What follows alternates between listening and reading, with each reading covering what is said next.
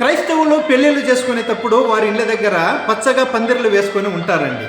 వారిని అడిగినప్పుడు ఎందుకు ఈ పందిరి వేశారంటే, వివాహమయ్యే వారి యొక్క కాపురాలు పచ్చగా ఉండాలని వేసినామని చెప్తారు. అయితే దీని గురించి దైవ గ్రంథం ఏం సెలవిస్తుంది? ఎఫెసీయులకు రాసిన పత్రిక 2వ అధ్యాయంలో, మీరు ఈ ప్రపంచ ధర్మము చొప్పున మునుపు నడుచుకుంటిరి. ఒకప్పుడు పెళ్లి పందిర్లు వేశాము, మేళాలు వాయించాము, తాళీలు కట్టాము, అన్నీ చేశాము. అయితే అప్పుడు మన కోరికలు మన ఇష్టానుసారంగా మనము చేశాము. అయితే ఇప్పుడు చేయకూడదు అనే అర్థం ఇచ్చేదే దీని యొక్క సత్యం. కనుక మునుపు నడుచుకుంటిరి. ఇప్పుడు మీరు యేసు ప్రభువును నమ్మిన వారు, ఆయన రక్తం ద్వారా కడగబడిన వారు.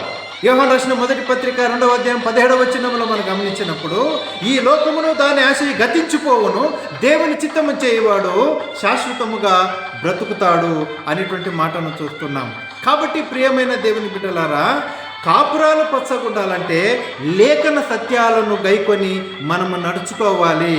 అప్పుడు నీటి ఓరన నాటబడిన చెట్టు వలె పచ్చగా ఫలింపజేస్తాడు దేవుడు ఆ కాపురాలను. అలాంటి సత్యములో మనము జీవించున్నట్లు దేవుడు సహాయము చేయనుగాక. ఆయనకు మహిమకరంగా అలాగూ మనము జీవించుదాం.